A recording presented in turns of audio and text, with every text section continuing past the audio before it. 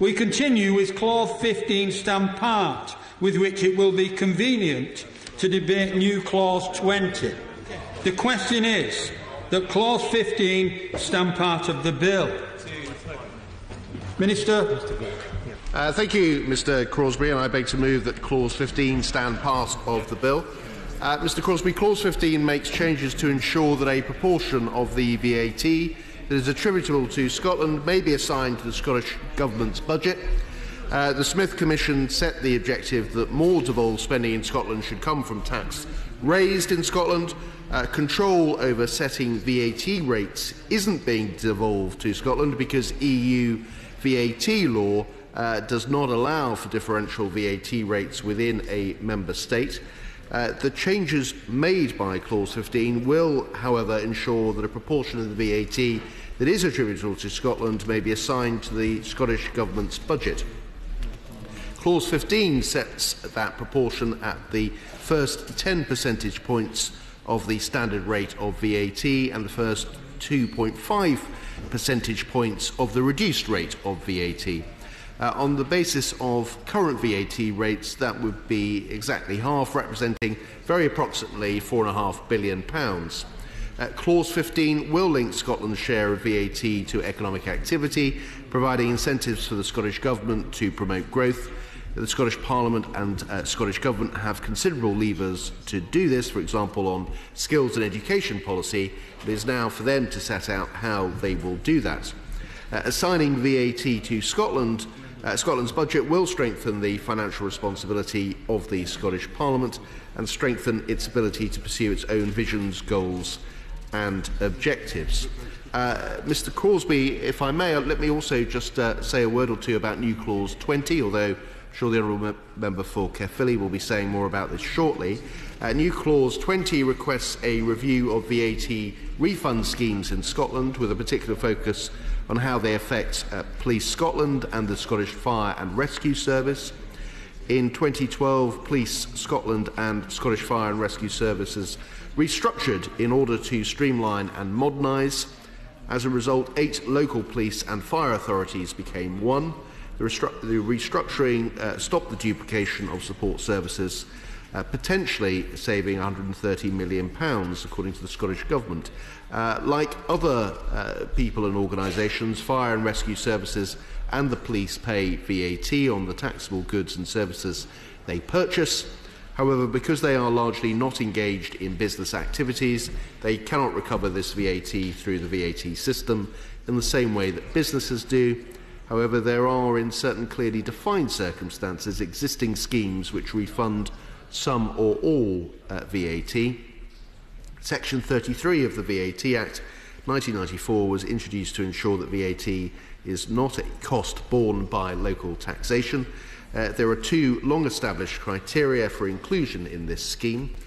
First, that a body must undertake a local government function, and we accept that the successor bodies of the former fire and rescue service authorities do this. Second, the body must have the power to draw funding directly from local taxation. The Scottish Fire and Rescue Service is funded by the Scottish Government rather than through any legal call on local taxes, and so does not fit under this criteria.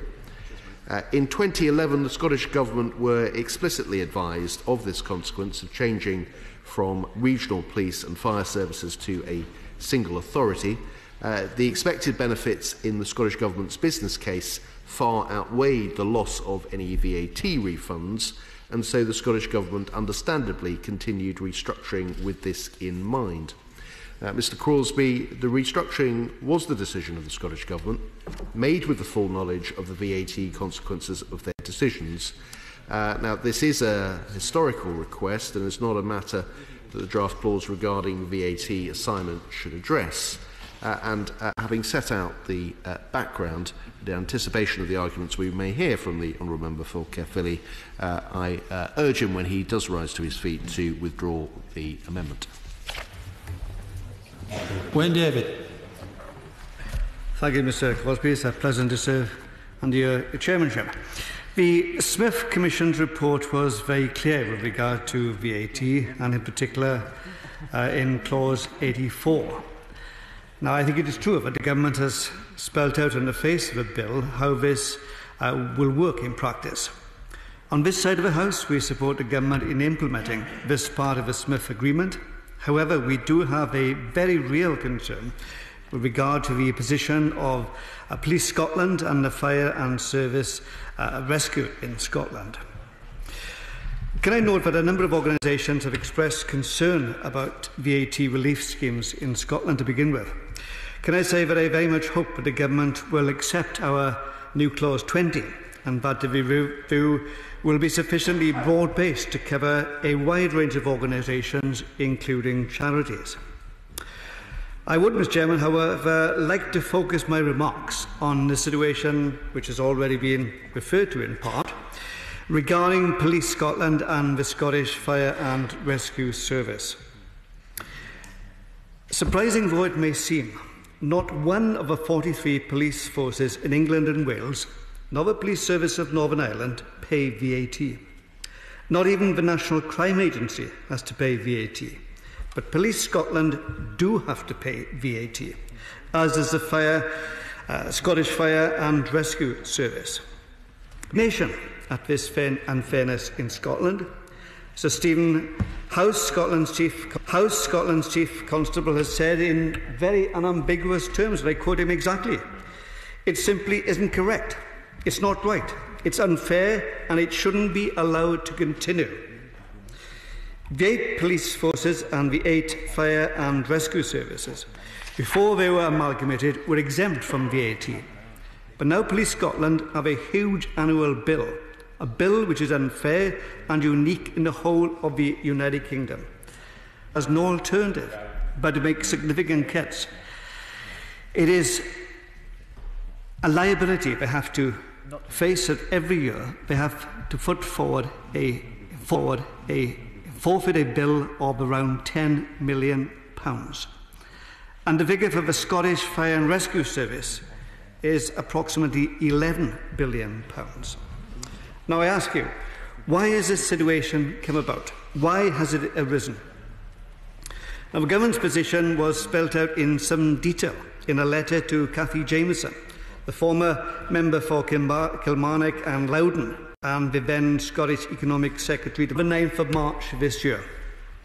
The letter from the Financial Secretary explained that the Fire and Rescue Service, and also by implication the Police Service, pay VAT on the taxable goods and services they purchase. But because bodies like them can't recover VAT through the system in the same way as businesses do, there are special schemes in place. The Financial Secretary then explained that there are 2 schemes relevant to the case of fire and rescue services. The first, in Section 33 of the VAT Act 1994, made sure that VAT is not a cost borne by local taxation. There are 2 criteria for inclusion in the scheme, we are told. Firstly, that a body must undertake a local government function, and the Treasury did not accept that this was the case with the Scottish Fire and Rescue Service. But secondly, the Treasury claimed that the body must have the power to draw funding from local taxation. The Scottish Fire and Rescue Service is funded directly by the Scottish Government rather than through any legal call through local taxes.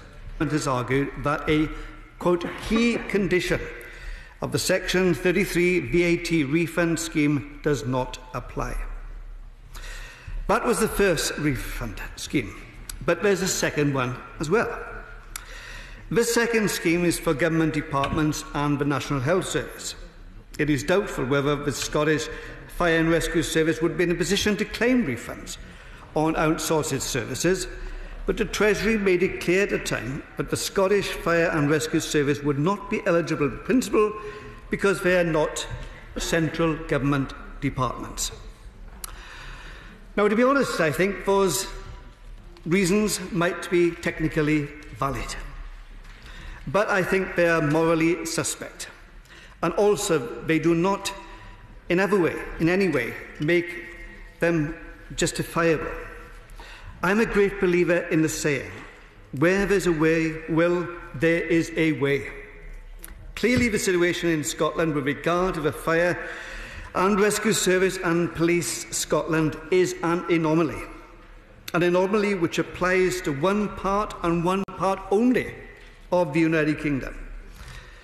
And, Mr. Chairman, I very much hope that the Treasury can muster the wherewithal to address this anomaly and to do it through our clause, new clause 20. Honourable gentleman. Indeed. I note that the English Highways Agency and also the London Legacy created after the Olympics have both been granted VAT exemption, and they would also fall into the same group. Surely the travel agency, highway agency for England would be exactly the same boat, but yet they are given VAT exemption. So this is not something chiselled in stone or concrete, and surely could be changed. Well, I think things can be changed through political will.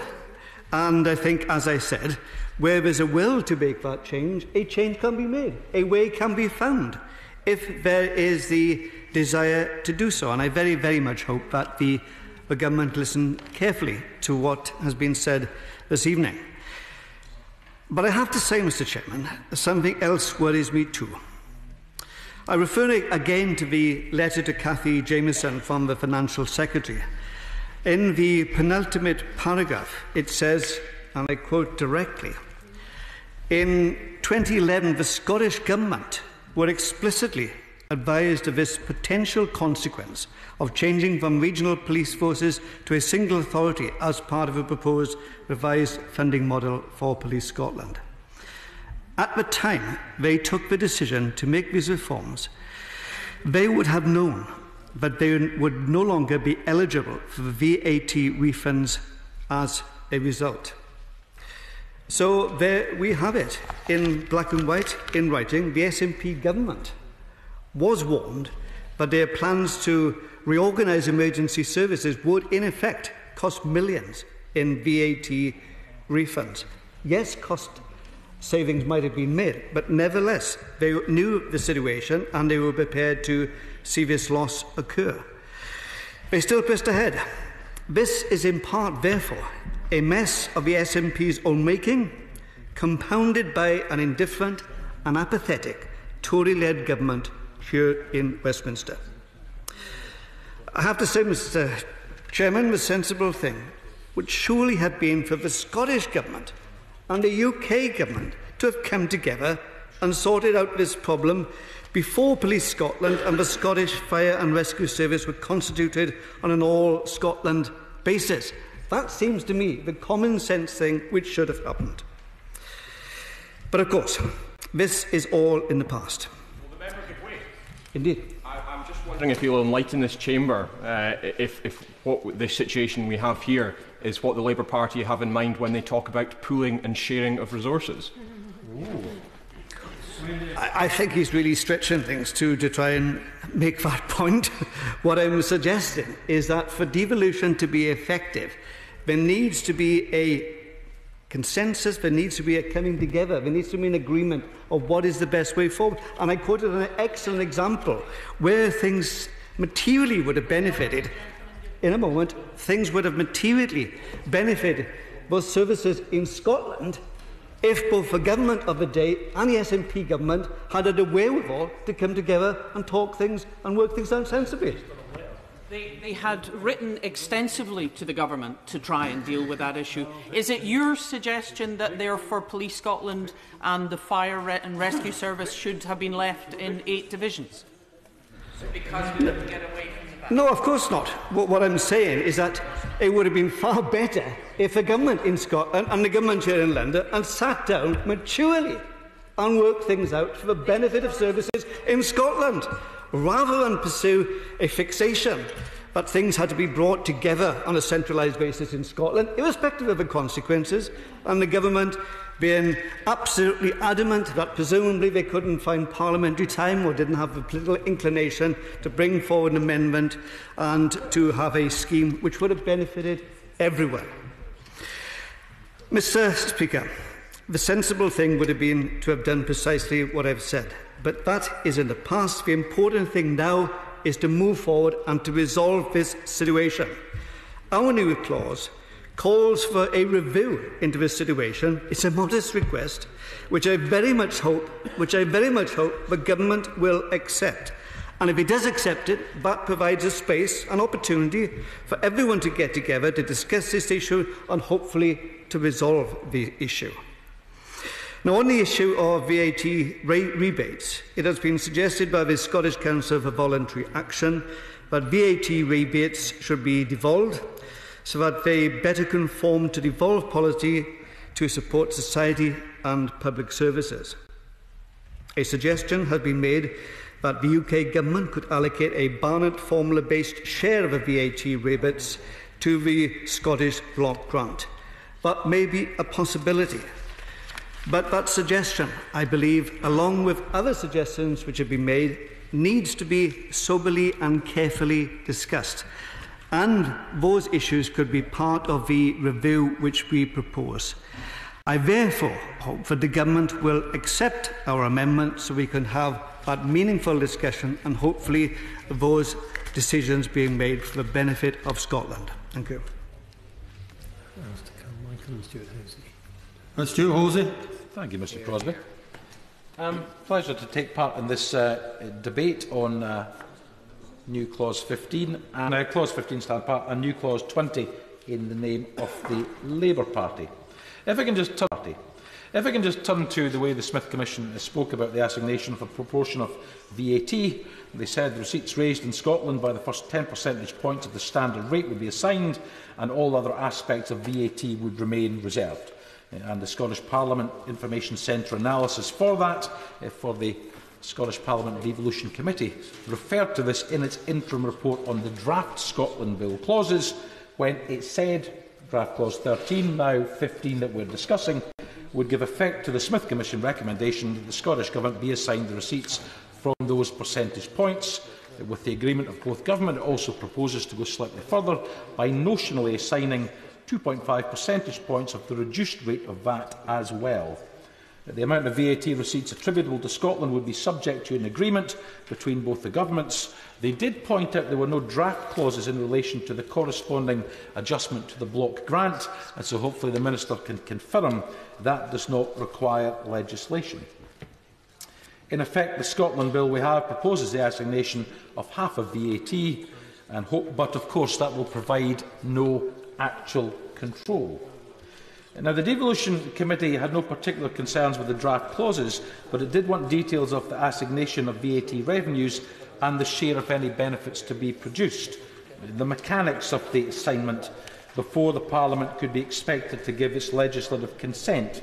The committee said there is still a significant uncertainty about the assignment of a share of VAT revenues will be calculated and whether the Scottish Government will be able to reap the rewards of any economic stimulus that yields higher VAT revenues. It is also worth noting that the Devolution Committee's analysis paper, which set out the differences between the draft clauses and the published bill, noted that no further detail was provided on the assignment of VAT revenues or the block grant adjustment. So there are a number of technical issues for consideration, notwithstanding there is no particular issue with the legislation as such. The committee's interim report considered the evidence on VAT assignment from a range of sources. It said that the bulk of the evidence received by the committee, while welcoming the principle, called for better clarity in terms of how the assignment of revenues would work. As ICAS told the committee, the draft Scotland clauses regarding VAT deliverment, but with the large caveat that it applies where there is an agreement between the Treasury and Scottish ministers, and the rules for agreeing this have not been provided, and it may not be easy to identify Scottish VAT. Now, I take on board what the Scottish Secretary said earlier about not giving a running commentary, but on the specific point, and I'll have some more specific questions, I hope we can get clarity at least on that. In oral evidence to the committee, Charlotte Barber of ICAS elaborated. She said the assignment of VAT offers the opportunity for discussions on how that might be calculated. It slots in with the difficulties with the fiscal framework we discussed in the last debate and some of the other no detriment issues, which again I touched on previously. The STUC, Mr Crosbie, was broadly supportive of the assignment of VAT Its Deputy General Secretary told the committee, "I'm quite a fan of assigned revenue, but he did take the point that it is not a power in the sense of being usable to promote particular behaviours." However, he said a degree of assigned revenue clearly rewards the Scottish Government for economic growth, and in our view, the closer we get to an amount of revenue that is derived from positive actions being undertaken by the Scottish Government, the better. And I don't think any of us would disagree with that. We want responsibility, which does rather beg the question, given there's no control over VAT, why only assign half of it? Why not assign all of it?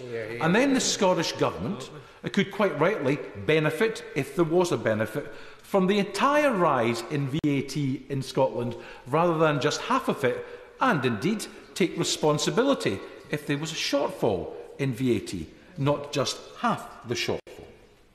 Speaking to the committee, John Swinney, the Cabinet Secretary for Finance, highlighted two issues for discussion with the UK Government. I think these are both important. One is establishing the analytical base for how VAT should be apportioned, and the other is the policy question of guaranteeing that if those estimates are exceeded, how Scotland retains the benefit of that improved economic performance. Now, the former Secretary of State for Scotland also commented on the issue of VAT in a letter to the committee, which said he can confirm that VAT assignment will link the Scottish Government's budget with economic activity in Scotland, providing incentives for growth. The amount of VAT to be assigned will be based on an estimate share of total VAT generated in the UK. So clearly the UK and Scottish Governments will need to agree on a methodology. So can I ask the Minister to provide further details, not on the specific discussions with the Scottish Government, but the themes. So, what are the options for how VAT will be assigned? Will it, for example, be a consumption-based approach? How can we improve the robustness of the measure and the timescales for this? For example, improving the survey data. What are the costs of implementation and how will those be met? Whether there needs to be a proxy measure over a transition period until such times as the methodology is robust. Is there any thought being given to indexation and comparable measures of growth? And on governance and accountability, that's developing a separate strand in the Memorandum of Understanding with the revenue on VAT to expand the role of the project board.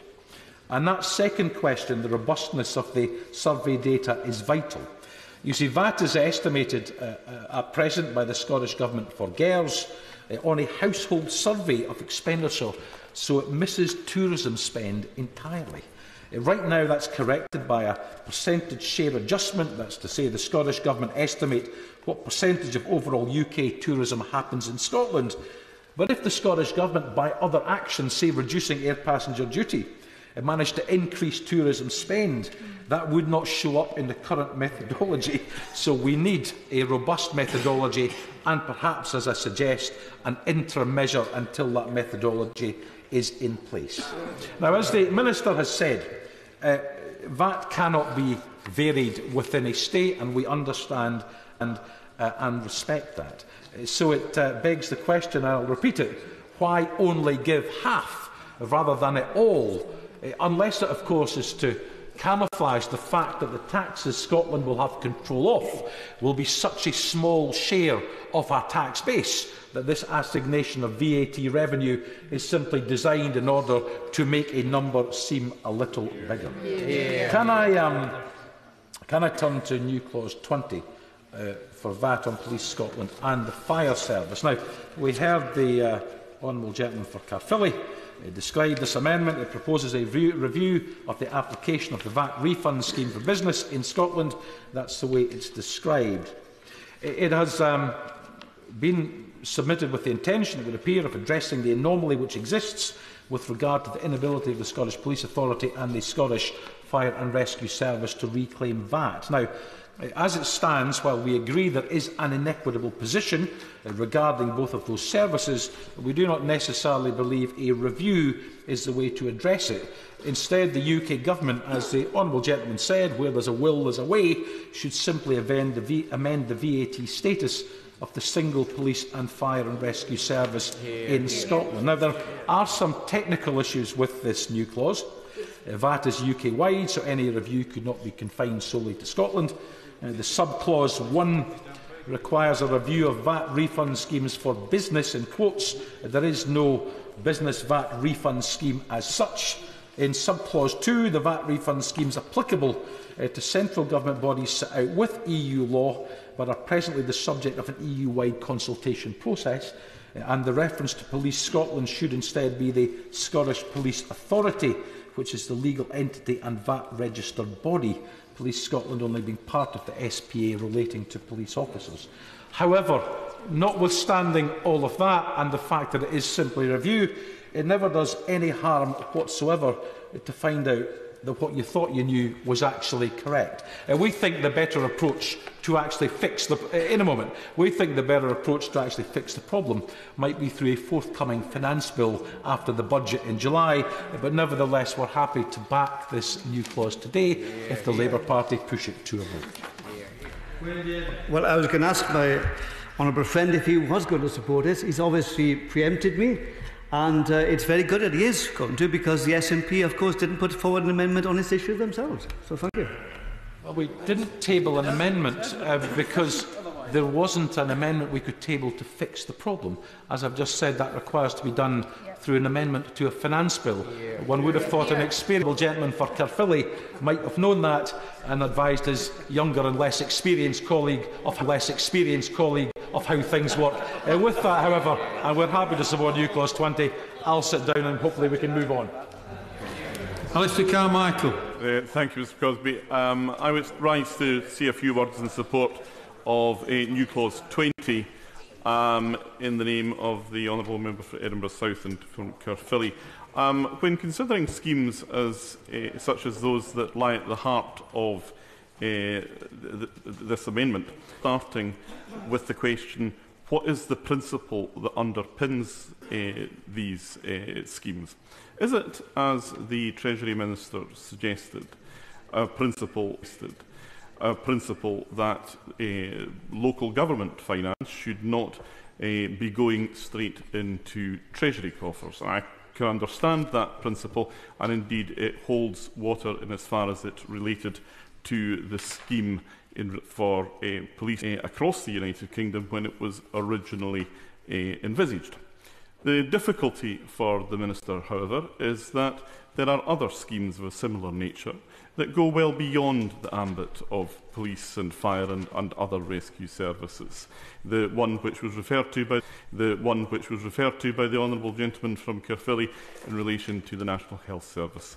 I think, in fact, Mr Crosbie, the principle that underlines these schemes is a fairly sensible one, and it is essentially that for services to be paying money back to the Treasury, it's essentially an exercise in robbing Peter to pay Paul. It really only creates work for accountants, and it achieves no public good. I think, though, there is a more fundamental principle that's at stake in relation to the matter before the House tonight and the new clause brought forward by the Labour Party.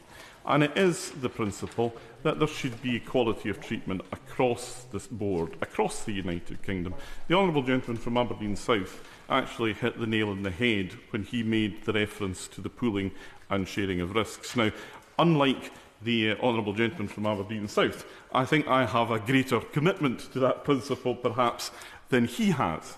But I have to say, in all candour to those in the Treasury bench, that if they are sincere in their belief that risks and rewards should be pooled and shared across the whole of the United Kingdom, then whatever the technicalities of it, then this is a situation that should not be allowed to continue, and whether it is through the review from the new clause or in fact by action taken in the finance bill that will be forthcoming, then amendments for the sake of the continued constitutional integrity of the United Kingdom should be forthcoming in early course. Minister. Well, thank you, Mr Crosbie, and let me just address the issues that have arisen in the course of this debate. Let me begin with new clause 20 in terms of the refund situation. It is correct to say that there are refunds available for. There is a refund scheme for government departments and the NHS, and this scheme refunds the VAT incurred on certain outsourced services, and it was introduced to ensure that irrecoverable VAT does not dissuade government departments from contracting out services where this results in greater efficiencies of scale. There is also, and this is what is relevant to this particular issue, there is also a refund scheme in respect of matters which can draw funding directly from local taxation. And the Scottish Fire and Rescue Service is funded by the Scottish Government rather than through any legal call on local taxes, and so does not fit under this criteria. That was, I will give way, that was not the case prior to the reforms that were brought in by the Scottish Government, and I would stress the point that this was a choice of the Scottish Government, with their eyes wide open, that the VAT refund scheme was not available in the event of that reform, but they considered, as they were indeed perfectly entitled to proceed with those reforms, notwithstanding that loss. I don't know if the honourable gentleman would still like to intervene. I'll certainly give way. Thank you, Chair. I'm grateful to the honourable gentleman, right honourable gentleman, for giving way. Could you explain why it was that Fife Regional Council and Fife Council for many years, 18 years during which I was a member of both authorities, when they were unitary authorities, where we didn't have a joint police board, we didn't elect or appoint members from different authorities onto a separate organisation, where the police were funded entirely by a budget decision of a single authority, so they were in effect operating financially as if they were the education service or the social work service. At that point, they continued to have the same VAT treatment as the police in Strathclyde or Lothians that were managed by a joint board. Fife Police did not have, in the Minister's words, a legal call on the resources of authority. They were funded because the authority thought it was the right thing to do, not because they had the right to demand the funding from us. Can the Minister explain why it is that the same position does not now apply to the Police Service of Scotland, or indeed the Fire and Rescue Service of Scotland? As I understand the situation, as he has set out, if services were provided, funded through local taxation, then the refund scheme was available. That is no longer the case as the changes have been made. Therefore, it doesn't fall within section 33 as it currently stands. I think, as the point was made by the honourable member for Caerphilly, let me just make this point, and I'll certainly give way. So the honourable gentleman for Caerphilly acknowledged it is technically valid that the refund scheme does not apply. Now, in terms of the argument that is then made, well, let's change the VAT refund scheme, I would simply make this point. There are often many claims, many arguments that are made in respect of the VAT refund schemes that we have, and requests that this be broadened and apply to additional organisations. It is quite customary for that case to be made that charities, for example, should be able to benefit from such reclaims, such refunds. And the point I would make is that that comes with significant fiscal cost. Now, there may well be a case, and now is not the time to run through that whole argument, there may well be a case for argument's sake, that this should be looked at. But I don't think we should look at this in isolation because of a particular decision that was made in one case. If there are arguments for broadening I will give way. If there are, I'll give way to the honourable lady first, because she made her request first. If there is a case to do that, then this should be looked at in the round and not just on the basis of one particular case. But if I can give way to the honourable member. Is it not, I thank you for giving way, but is this not just a dry technical issue? This is the only police force, the only fire service in the whole of the United Kingdom that pays VAT and doesn't get it back. The front bench did agree that it was sensible to bring Police Scotland together. You said, of course, you would do the same. Surely now is the time to use some common sense and get rid of this anomaly. 33 million a year that could be going on frontline services. But the reason why this is the only case is because that was the decision that the Scottish Government took. And that's with full information. There was nothing, this did not come as a surprise, this did not come as an unexpected consequence of a decision. It was a decision that the Scottish Government made, fully informed, understanding what the situation was, and nor am I criticising the decision that was made, because as far as the business case was made by the Scottish Government, the benefits far outweighed the costs. But the costs were there and identified to the Scottish Government in advance. I will give it way to the honourable gentleman. I'm sure the Minister would acknowledge that devolution is based on mutual respect. And surely, with the benefit of hindsight at least, would he agree with me? Would it be far better if the government here in London and the Scottish Government had sat down and worked out a way forward? Well, a request was made of the UK Government, and we provided information as to what the position was. And the point I would make, and I come back to what I was saying a moment or so ago, is that there are many claims, many calls for an expansion of Section 33 and the refund scheme, and that potentially the cost of Section 33 being expanded very widely could be very considerable. And at a time when there are considerable constraints on the public finances, we do have to be careful about responding to every request and claim, however reasonable it might be. I will give way to the honourable member for Edinburgh South first. I understand what the Treasury Minister is saying about the number of requests that come in for exemptions to 33, but this isn't a new exemption. There's a net gain of many millions of pounds a year to the Treasury from this change, and therefore the net effect of changing it back would be zero. We're not asking for the whole of exemption 33 to be opened up to charities. That's a separate debate, but this is a debate whereby the Treasury is a net beneficiary, and how does Scotland get that money back? As I say, it was a decision made by the Scottish Government, believing that, notwithstanding the costs incurred of losing the Section 33 refund, that the efficiency savings were more than sufficient to outweigh that. And it was on that basis that the decision was made. But as I say, it was very clear what the situation was as far as Section 33 is concerned. The honourable gentleman was very keen to intervene. We keep hearing about the issue of respect. We all know the reasons why the Scottish Government brought these moves forward, because it creates efficiency in delivery of police and fire services in Scotland.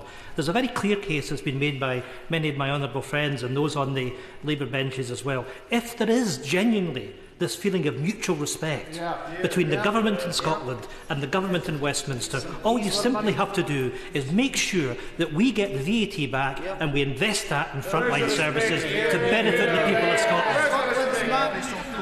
We respected the decision of and indeed the Scottish Government was perfectly entitled to make the decision to reform the policing and fire services in the way that it did. But the Scottish also, I think, knew what the consequences were in terms of the law of the land, in terms of the VAT. So I make the point that a decision was made. I don't think it is unreasonable that we maintain the existing legislation, given that there are many demands on Section 33. Now, if I can just turn to the clause. There are two points that were raised by the honourable member for Dundee. First of all, he asked the question as to why are we simply assigning half of the VAT revenue as opposed to all of it. Well, this reflects the agreement reached by the five main political parties under the auspices of Lord Smith.